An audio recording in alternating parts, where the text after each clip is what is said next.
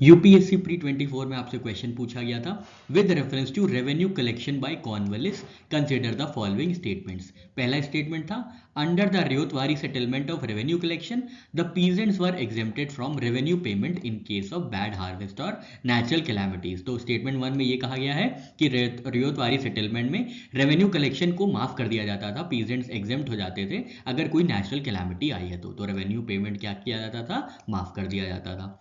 Second statement है under the permanent settlement in Bengal if zamindar fail to pay his revenues to the state on और before the fixed date he would be remove from his zamindari.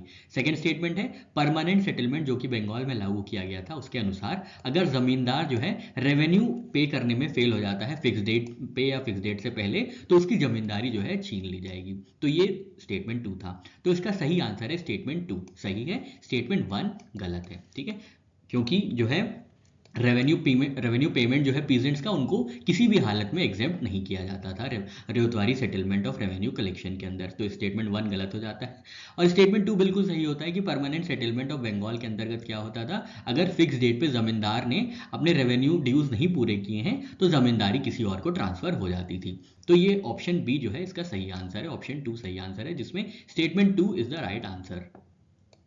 Statement 1 incorrect है क्योंकि revenue payment के exemption का कोई भी clause नहीं था under ryotwari settlement. और स्टेटमेंट 2 करेक्ट है क्योंकि परमानेंट सेटलमेंट जो बंगाल में लागू किया गया था उसके अंदर अगर जमींदार जो है अपने टाइम से ड्यूज नहीं दे पाते थे तो वो उनकी लैंड जो है वो ट्रांसफर कर दी जाती थी दूसरे जमींदार के पास।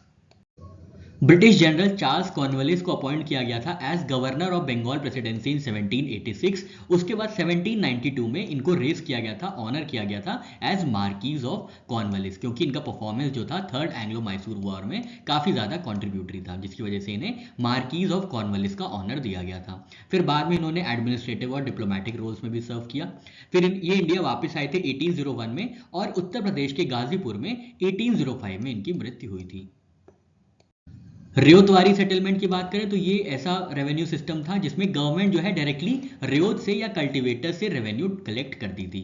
तो ये क्या था, डायरेक्ट रेवेन्यू कलेक्शन सिस्टम था जिसमें पीजेंट्स को फ्रीडम दी गई थी किसी भी कल्टीवेटेड लैंड को अक्वायर करने के लिए या सीड करने के लिए।